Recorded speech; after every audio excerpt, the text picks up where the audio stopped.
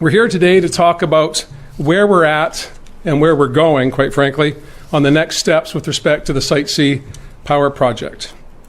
As you know, the project has been facing significant challenges. First, managing the contract that the BC Liberals signed has been difficult because it transfers the vast majority of the geotechnical risk back to BC Hydro. Secondly, the COVID-19 pandemic has presented challenges and construction delays that we could have never foreseen.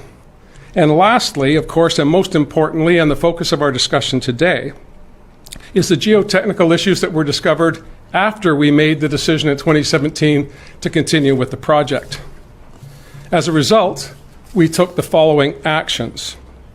We asked experts to examine the project and offer independent advice. Peter Milburn has provided us with recommendations that mean we will have stronger project oversight, improved risk management, and a better construction and claims management process with respect to the contract. And we're moving forward on all of those recommendations. As well, we're putting in new leadership on the board of BC Hydro.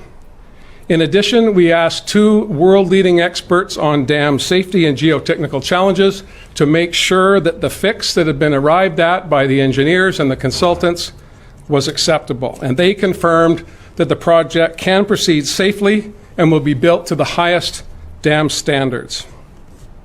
Based on this advice, we're confident that the project can and should be completed safely.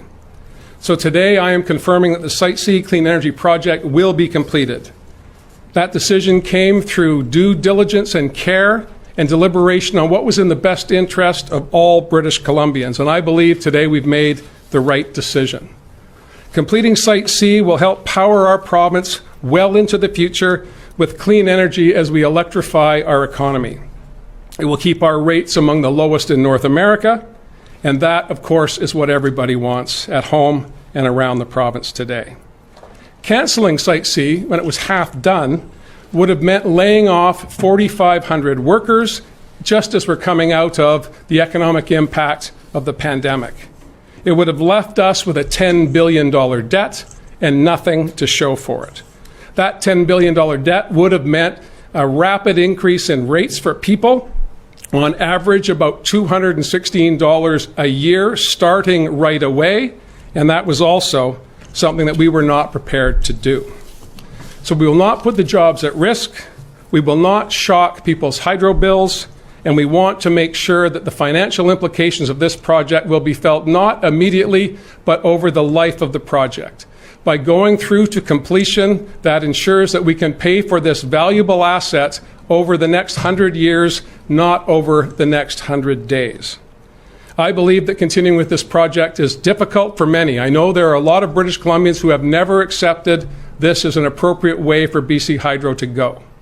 We deliberated on that very question in 2017 and came to the conclusion that it was in the best interest of British Columbians to proceed with the project. The former government started the project to get it past the point of no return. We are going to complete the project because it's in the best interest of British Columbians. And I'm going to ask Minister Ralston to provide more of the details of the findings of Mr. Milburn, the experts, and then we'll be happy to entertain the many questions I'm sure you will have.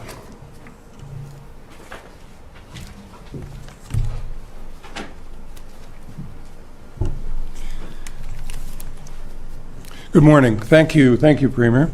I want to acknowledge that we're on the traditional territory of the Lekwungen-speaking people, the Songhees and the Esquimalt First Nations. With the advice of independent experts guiding us, I am confident in the path forward for Site C. Most importantly, we know that Site C can be built and operated safely. Completing the project is the best option to protect ratepayers, British Columbians, and the fiscal plan. Peter Milburn has provided us with a path forward to improve risk management and oversight, a path forward to complete Site C. We couldn't have predicted the COVID-19 pandemic, nor the impact it has had on the project's budget and timeline. In response to the impacts of the pandemic, the geotechnical situation, and other challenges facing the project, we acted to appoint Peter Milburn as a special advisor. Mr. Milburn compiled a team of 8 other individuals with specialized expertise in major capital projects, construction management, and engineering to give our government an independent, comprehensive review focused on management and oversight of the project. We also had to address concerns that were brought to light around geotechnical issues at the site. BC Hydro developed a solution. To ensure the solution proposed is safe and feasible, we asked 2 independent world-leading experts, John France and Dr. Kari Hoag, to review the measures proposed to address geotechnical challenges. With the information available to us now, we feel there is a path forward for the Site C project. The reports from John France and Kari Hoag have assured us there's a safe and reliable fix to the geotechnical issues. Peter Milburn has provided us with 17 recommendations to improve project oversight and commercial and risk management. We have accepted all his recommendations and indeed are implementing some of them already. As the Premier mentioned, we are making changes at BC Hydro and bringing in new leadership. Doug Allen will replace Ken Peterson as chair of the BC Hydro board. Mr. Allen has extensive experience in the public and private sectors, most recently on the board of directors at ICBC.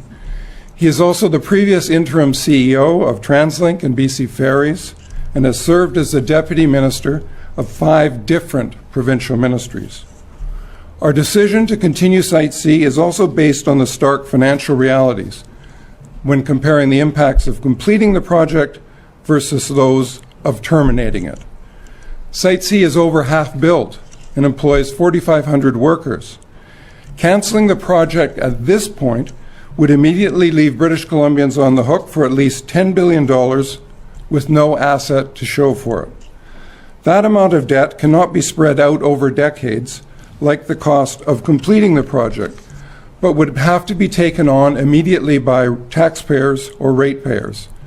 In either case, the impacts would be severe and would deal a crippling blow to people and to BC Hydro when we are trying to build back lives and businesses from the impacts of the pandemic.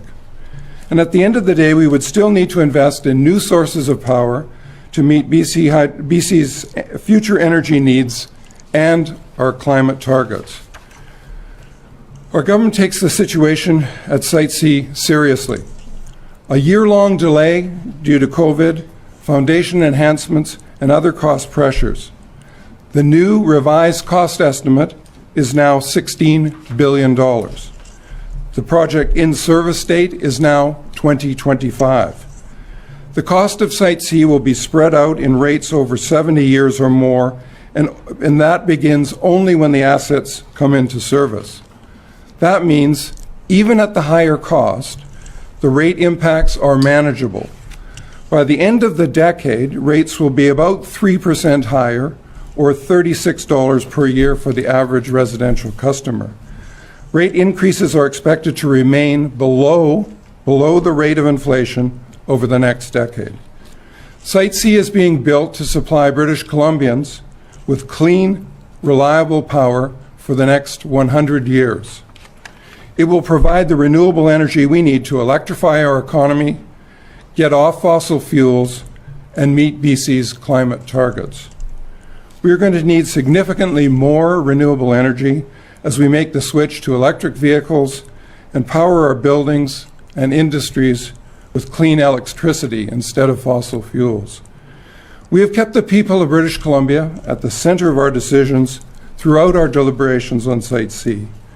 We needed to make sure it was based on comprehensive, independent analysis. I appreciate everyone's patience while we gathered the expert information and took the time to digest, understand, and to act upon it.